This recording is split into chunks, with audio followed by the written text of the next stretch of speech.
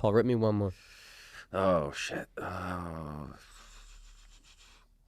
Tommy John window for injury, forearm tightness as the warning sign. Oh, this is a big one. Yeah. So some Yeah. kid coming to you and say, hey, my forearm's been feeling tight. Yeah. That's how the conversation starts. Yeah. No, every time. And at that point, it might be too late, is what we've learned. Not all the time, but a lot of times it can be that way. Yeah, you know what?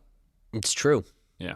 I'm thinking back to what we've seen over the years. It's always, hey, my forearm's been feeling tight. That should be a big red flag. They know their bodies. It usually doesn't feel like this after I throw.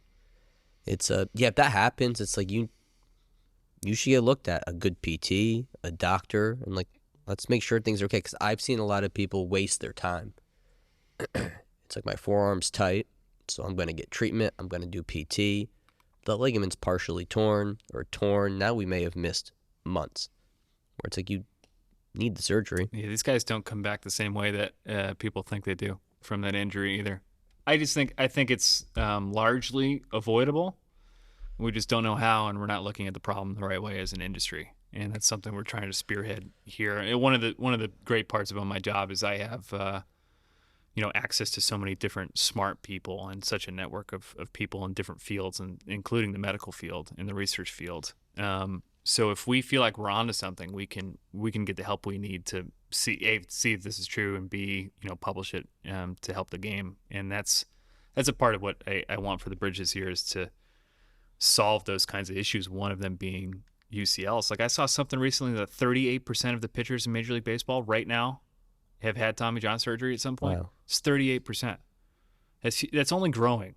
Only going. It's only growing as we go on forward. Now they've done a really good job of, I don't want to say mastering that procedure, but sometimes it takes 17 months for these guys to come back. Yeah. I guess their careers are completely different. It's almost 2 years of their career, Yeah. And the thing I don't like to hear is like, oh, well, they can just get a surgery.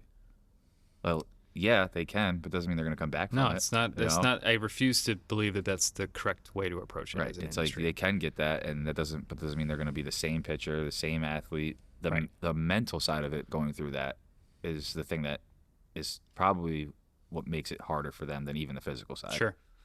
So I think we have to approach it by looking at the problem, number one, and accepting that maybe we don't know all the answers to this, and we need to figure out what's really happening. Yeah, because there's so many variables. And you're right, that's where this bridge conference is great, this bridge seminar, because it takes, with the UCL, I mean, you have the health of the tissue, you have the strength of the muscles around it, you have how your body rotates, you have your shoulder strength. We could go on and on. Right.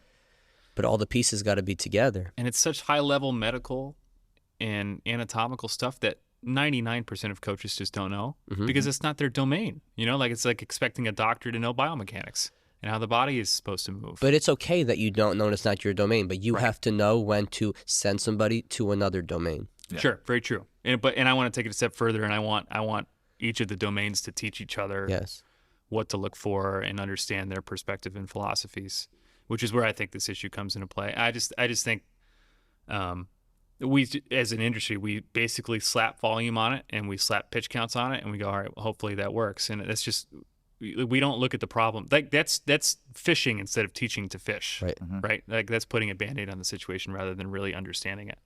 I want to dig into it. I want to understand what's actually happening, and I actually think we have a pretty good handle on it at the moment. But I would like to see guys not have to go through career-changing injuries to learn this lesson for the industry over and over again. Yeah.